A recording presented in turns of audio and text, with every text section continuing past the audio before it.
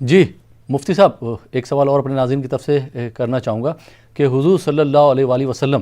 جب مکہ شریف چھوڑ کر مدینہ تشریف لے گئے، اس وقت مدینہ منورہ کے کیا حالات تھے؟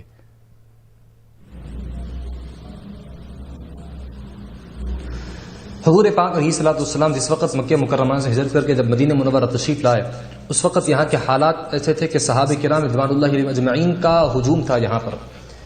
مدینہ منورہ میں رہنے والے جو صحابہ ہیں جن کو انصار کہا جاتا ہے، وہ حضور پاک علیہ الصلوۃ والسلام کے استقبال کے لیے کھڑے ہوئے تھے۔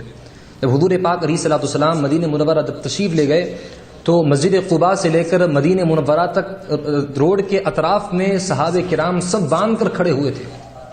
اور لڑکیاں دب پر حضور پاک علیہ الصلوۃ والسلام کے استقبال میں اشعار پڑھنے لگی، طلع البدر علینا من ثنیۃ الوداع وجب الشکر علینا ما دعا للہ داعی۔ اور پردہ نشین خواتین اور مستورات جو ہے اپنے گھروں کی چھت پر سے حضور پاک علیہ الصلوۃ والسلام کا دیدار کرنے لگی، اور سب لوگ بالکل استقبال میں تھے، اپنی پلکیں بچھائے ہوئے حضور پاک علیہ الصلوۃ والسلام کا استقبال کرنے لگے، اور صحابہ کرام بے چین تھے حضور پاک علیہ الصلوۃ والسلام کا دیدار کرنے کے لیے۔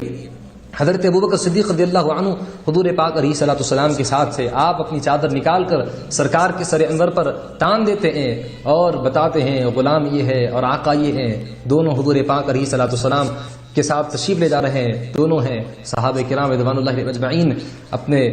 بے چینی کے ساتھ حضور پاک علیہ الصلوۃ والسلام کا دیدار کرنے لگے۔ پھر اس کے بعد حضور پاک علیہ الصلوۃ والسلام حضرت ابو ایوب انصاری رضی اللہ تعالیٰ عنہ کے گھر پر آپ نے قیام فرمایا، اور آپ کو ضیافت کا حضور پاک علیہ الصلوۃ والسلام کی شرف ملا۔ جی بہت بہت شکریہ مفتی صاحب۔